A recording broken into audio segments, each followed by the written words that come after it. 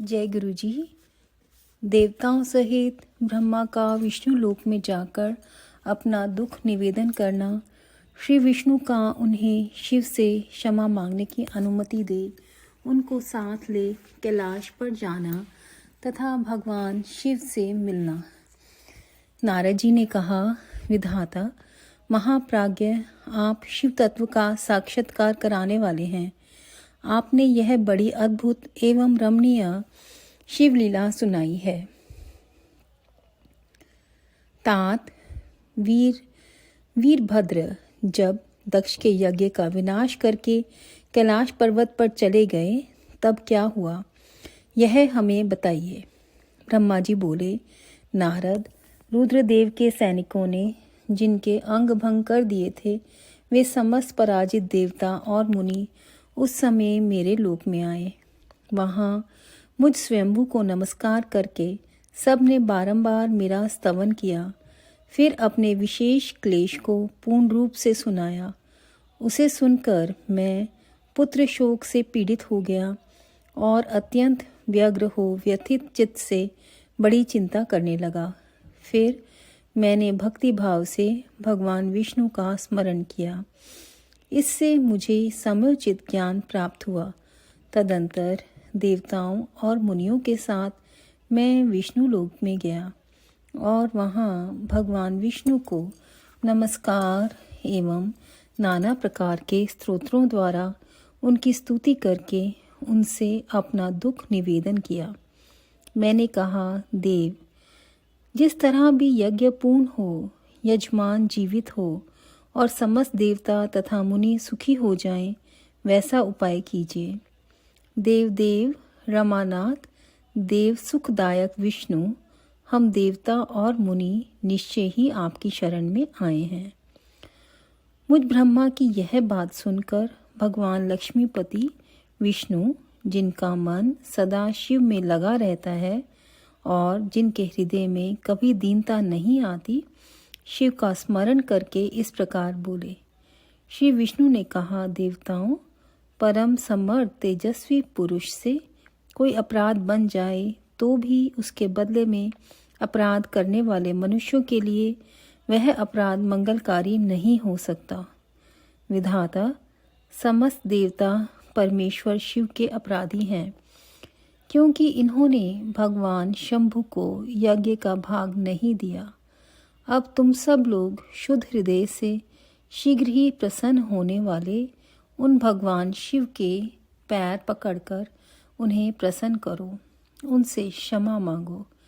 जिन भगवान के कुपित होने पर यह सारा जगत नष्ट हो जाता है तथा जिनसे शासन से लोकपालों सहित यज्ञ का जीवन शीघ्र ही समाप्त हो जाता है, वे भगवान महादेव इस समय अपनी प्राण वल्लभा सती से बिछुड़ गए हैं तथा अत्यंत दुरात्मा दक्ष ने अपने दुर्वचन रूपी बाणों से उनके हृदय को पहले से ही घायल कर दिया है। अतः तुम लोग शीघ्र ही जाकर उनसे अपने अपराधों के लिए क्षमा मांगो। विधेय, उन्हें शांत करने का केवल यही सबसे बड़ा उपाय है। मैं समझता हूँ ऐसा करने से भगवान शंकर को संतोष होगा। यह मैंने सच्ची बात कही है। ब्राह्मण, मैं भी तुम सब लोगों के साथ शिव के निवास स्थान पर चलूँगा और उनसे क्षमा मांगूंगा। देवता आदि सहित मुझ ब्रह्मा को इस प्रकार आदेश देकर श्री हरि ने देवगणों के साथ कैलाश पर्वत पर जाने का विचार किया। तदंतर देवता, मुनि और प्रजापति आदि जिनके स्वरूप ही हैं, वे श्री हरि उन सबको साथ ले अपने वैकुंठ धाम से भगवान शिव के शुभ निवास गिरिश्रेष्ठ कैलाश को गए। कैलाश भगवान को सदा ही अत्यंत प्रिय है। मनुष्यों से भिन्न किन्नर, अप्सराएं और योग सिद्ध महात्मा पुरुष उसका भली भांति सेवन करते हैं तथा वह पर्वत बहुत ही ऊंचा है। उसके निकट रुद्रदेव के मित्र कुबेर की अलका नामक महादिव्य एवं रमणीय पुरी है, जिसे सब देवताओं ने देखा। उस पुरी के पास ही सौगंधिक वन भी देवताओं की दृष्टि में आया, जो सब प्रकार के वृक्षों से हरा भरा एवं दिव्य था। उसके भीतर सर्वत्र सुगंध फैलाने वाले सौगंधिक नामक कमल खिले हुए थे। उसके बाहरी भाग में नंदा और अलकनंदा, ये दो अत्यंत पावन दिव्य सरिताएं बहती हैं, जो दर्शन मात्र से प्राणियों के पाप हर लेती हैं। यक्षराज कुबेर की अलकापुरी और सौगंधिक वनों को पीछे छोड़कर आगे बढ़ते हुए देवताओं ने थोड़ी ही दूर पर शंकर जी के वट वृक्ष को देखा। उसने चारों ओर अपनी अविचल छाया फैला रखी थी। वह वृक्ष 100 योजन ऊंचा था और उसकी शाखाएं 75 योजन तक फैली हुई थी। उस पर कोई घोंसला नहीं था और ग्रीष्म का ताप तो उससे सदा दूर ही रहता था। बड़े पुण्यात्मा पुरुषों को ही उसका दर्शन हो सकता है। वह परम रमणीय और अत्यंत पावन है। वह दिव्य वृक्ष भगवान शंभु का योग स्थल है। योगियों के द्वारा सेव्य तथा परम उत्तम है। मुमुक्षुओं के आश्रयभूत उस महायोगमय वट वृक्ष के नीचे विष्णु आदि सब देवताओं ने भगवान शंकर को विराजमान देखा। मेरे पुत्र महासिद्ध सनकादिक, जो सदा शिव भक्ति में तत्पर रहने वाले और शांत हैं, बड़ी प्रसन्नता के साथ उनकी सेवा में बैठे थे।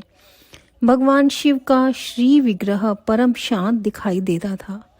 उनके सखा कुबेर, जो घुइकों और राक्षसों के स्वामी हैं, अपने सेवक गणों तथा कुटुंबी जनों के साथ सदा विशेष रूप से उनकी सेवा किया करते थे। वे परमेश्वर शिव उस समय तपस्वी जनों को परम प्रिय लगने वाला सुंदर रूप धारण किए बैठे थे।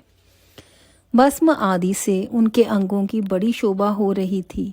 भगवान शिव अपने वत्सल स्वभाव के कारण सारे संसार के सुहृद हैं।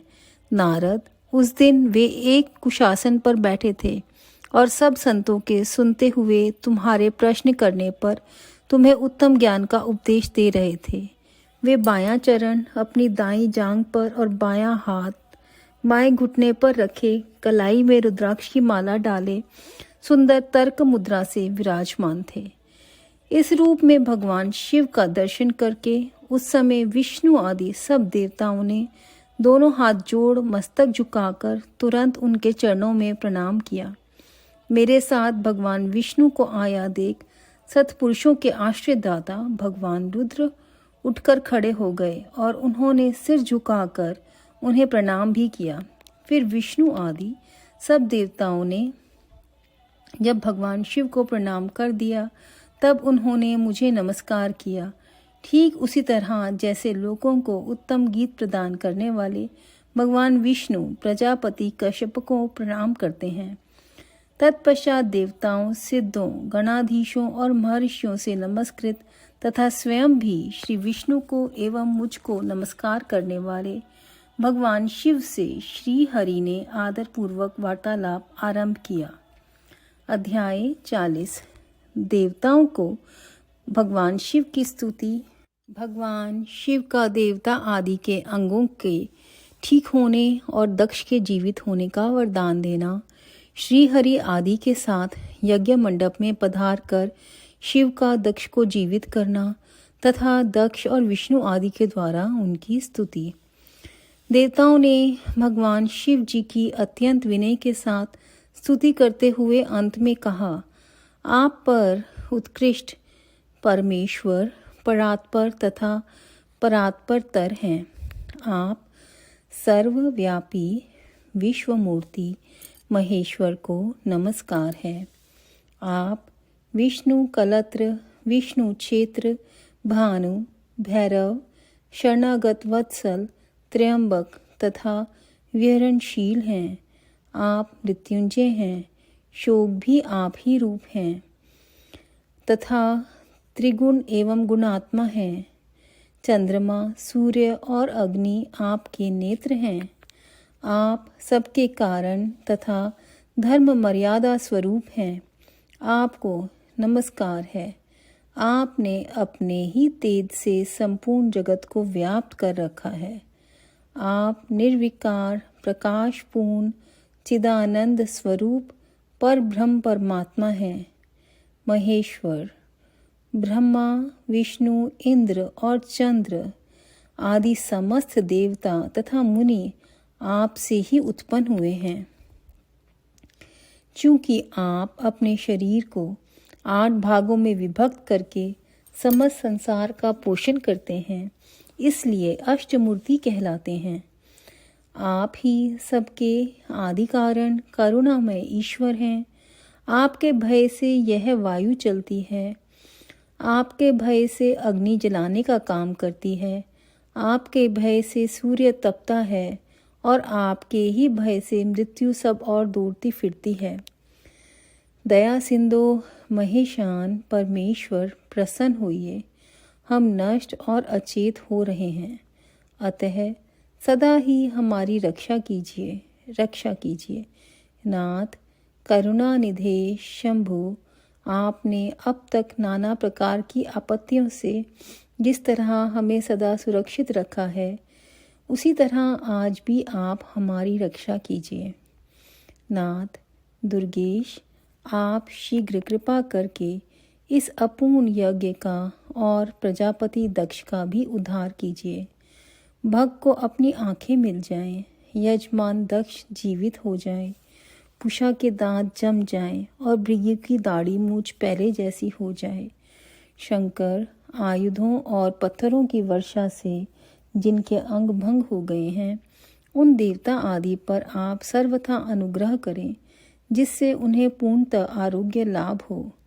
नाथ यज्ञ कर्म पूर्ण होने पर जो कुछ शेष रहे, वह सब आपका पूरा पूरा भाग हो, उसमें और कोई हस्तक्षेप ना करे। रुद्रदेव, आपके भाग से ही यज्ञ पूर्ण हो, अन्यथा नहीं। ऐसा कहकर मुझ ब्रह्मा के साथ सभी देवता अपराध क्षमा कराने के लिए उद्यत हो हाथ जोड़ भूमि पर दंड के समान पड़ गए। ब्रह्मा जी कहते हैं, नारद, मुझ ब्रह्मा लोकपाल प्रजापति तथा मुनियों सहित श्रीपति विष्णु के अनुनय विनय करने पर परमेश्वर शिव प्रसन्न हो गए। देवताओं को आश्वासन दे हंसकर उन पर परम अनुग्रह करते हुए करुणा निधान परमेश्वर शिव ने कहा। श्री महादेव जी बोले, सुरश्रेष्ठ ब्रह्मा और विष्णुदेव, आप दोनों सावधान होकर मेरी बात सुने। मैं सच्ची बात कहता हूँ। तात, आप दोनों की सभी बातों को मैंने सदा माना है। दक्ष के यज्ञ का यह विध्वंस मैंने नहीं किया है। दक्ष स्वयं ही दूसरों से द्वेष करते हैं। दूसरों के प्रति जैसा बर्ताव किया जाएगा, वह अपने लिए ही फलित होगा। अतः ऐसा कर्म कभी नहीं करना चाहिए जो दूसरों को कष्ट देने वाला हो। दक्ष का मस्तक जल गया, इसलिए इनके सिर के स्थान में बकरे का सिर जोड़ दिया जाए। भग देवता मित्र की आंख से अपने यज्ञ भाग को देखें। तात, पूषा नामक देवता जिनके दांत टूट गए हैं, यजमान के दांतों से भली भांति पीसे गए यज्ञान का भक्षण करें। यह मैंने सच्ची बात बताई है। मेरा विरोध करने वाले भृगु की दाढ़ी के स्थान में बकरे की दाढ़ी लगा दी जाए। शेष सभी देवताओं के जिन्होंने मुझे यज्ञ भाग के रूप में यज्ञ की अविशिष्ट वस्तुएं दी हैं, सारे अंग पहले की भांति ठीक हो जाएं। अधर्वयु आदि याज्ञिक कर्मों से जिनकी भुजाएं टूट गई हैं, वे अश्विनी कुमारों की भुजाओं से, और जिनके हाथ नष्ट हो गए हैं, वे पूषा के हाथों से अपने काम चलाएं। यह मैंने आप लोगों के प्रेमवश कहा है।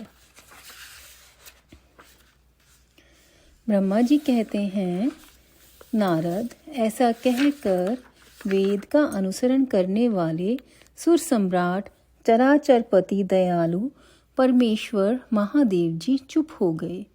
भगवान शंकर का वह भाषण सुनकर श्री विष्णु और ब्रह्मा सहित संपूर्ण देवता संतुष्ट हो उन्हें तत्काल साधुवाद देने लगे। तदंतर भगवान शंभु को आमंत्रित करके मुझ ब्रह्मा और देव ऋषियों के साथ श्री विष्णु अत्यंत हर्षपूर्वक पुनः दक्ष की यज्ञशाला की ओर चले। इस प्रकार उनकी प्रार्थना से भगवान शंभु विष्णु आदि देवताओं के साथ कनखल में स्थित प्रजापति दक्ष की यज्ञशाला में पधारे। उस समय रुद्रदेव ने वहां यज्ञ का और विशेषतः देवताओं तथा ऋषियों का जो वीरभद्र के द्वारा विध्वंस किया गया था उसे देखा।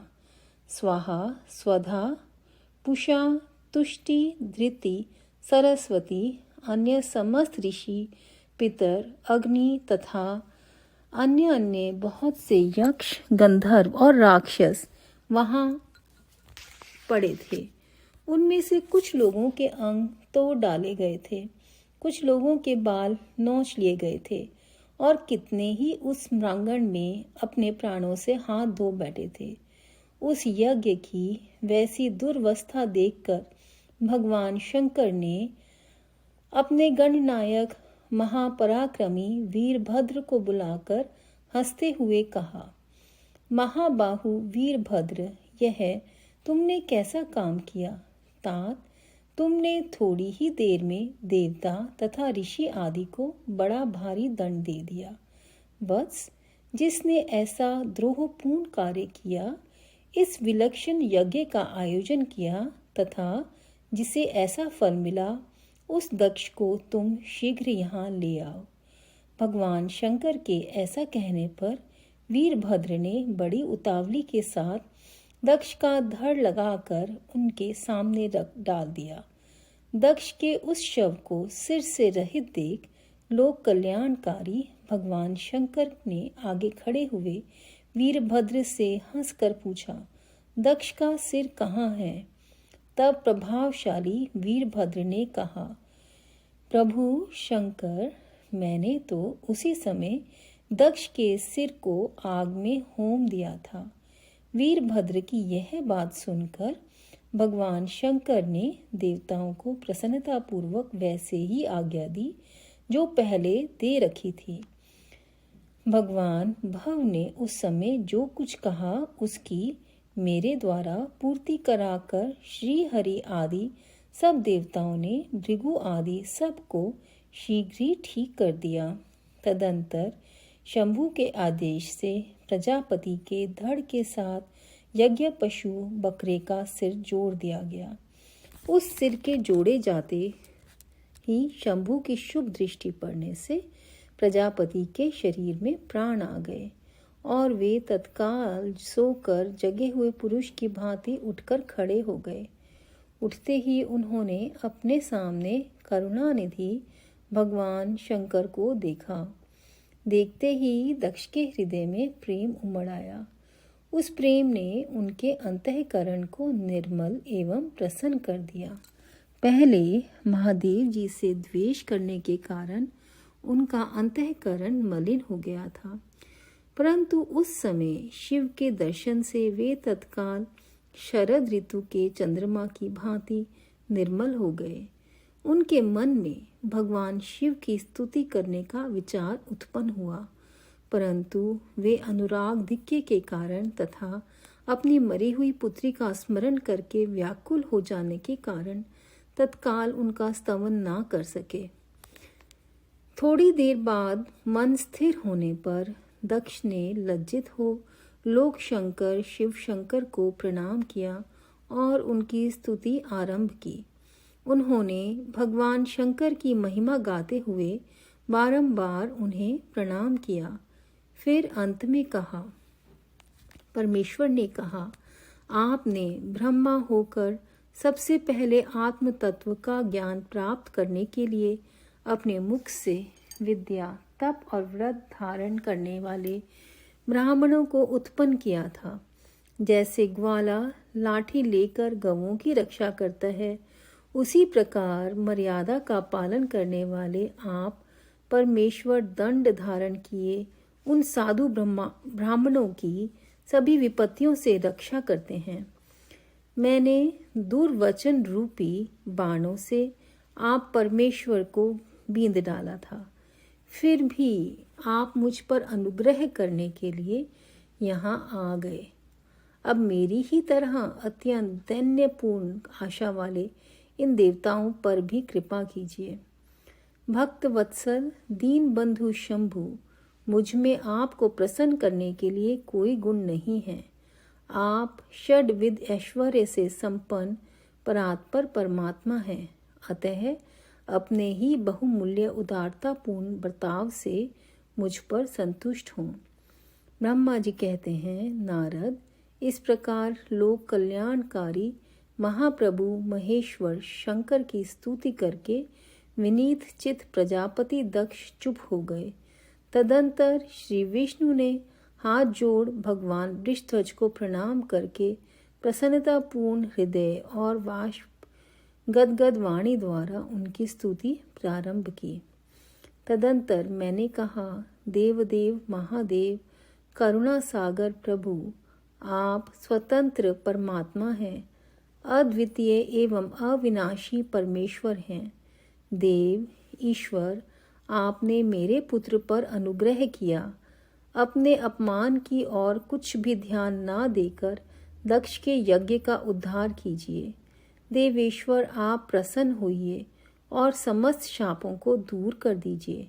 आप सज्ञान हैं, अतः आप ही मुझे कर्तव्य की ओर प्रेरित करने वाले हैं और आप ही अकर्तव्य से रोकने वाले हैं। महामुने, इस प्रकार परम परमेश्वर महेश्वर की स्तुति करके मैंने दोनों हाथ जोड़कर मस्तक झुकाकर खड़ा हो गया। तब सुंदर विचार रखने वाले इंद्र आदि देवता और लोकपाल शंकर देव की स्तुति करने लगे। उस समय भगवान शिव का मुखारविंद प्रसन्नता से खिल उठा था। इसके बाद प्रसन्नचित हुए समस्त देवताओं, दूसरे दूसरे सिद्धों, ऋषियों और प्रजापतियों ने भी शंकर जी का सहर्ष स्तवन किया। इसके अतिरिक्त उपदेवों, नागों, सदस्यों तथा ब्राह्मणों ने पृथक पृथक प्रणाम पूर्वक बड़े भक्तिभाव से उनकी स्तुति की। अध्याय 41 से 42। जय गुरु जी। जय गुरु जी। संगत जी, इस चैप्टर के अंदर सबसे बड़ी बात जो हमारे गुरुजी कहते हैं और शिव जी ने भी ये बात कही कि किसी के प्रति द्वेष नहीं करना है। जो दूसरों के प्रति जैसा बर्ताव किया जाता है वह अपने लिए फलित होता है। इसलिए ऐसा कर्म कभी नहीं करना चाहिए जिससे दूसरों को कष्ट हो। जैसे गुरुजी ने हमें शब्दों के रूप में भी समझाया है कि निंदा नहीं करनी है, चुगली नहीं करनी है, कोई एबीसी नहीं करनी है, no abusing, no blaming, no cursing. अगर हम ये सब बातें अपने मन में मान लें गुरु जी की, तो हम बहुत सारे गलत चीज़ों से बच जाएंगे। तो वो हमारे प्रकाशपूर्ण चिदानंद स्वरूप पर ब्रह्म परमात्मा जो हमारे गुरु जी हैं, वो हम सब संगत पर अपनी कृपा करें। जय गुरु जी। जय गुरु जी। सबके मन में अपना प्यार भरें। जैसे कि इस चैप्टर में भी आया है कि जब दक्ष के अंदर प्यार आया तो उस प्यार से उन्होंने भगवान का स्तुति करी। इसमें लाइन है कि उनके हृदय में प्रेम उमड़ आया और उस प्रेम ने उनके अंतःकरण को निर्मल एवं प्रसन्न कर दिया। इस तरह से मेरी आज गुरु जी से ये प्रार्थना है कि हम सब के हृदय में अपना प्रेम भर दें और हम सब के हृदय को निर्मल कर दें। जय गुरु जी। जय गुरु जी।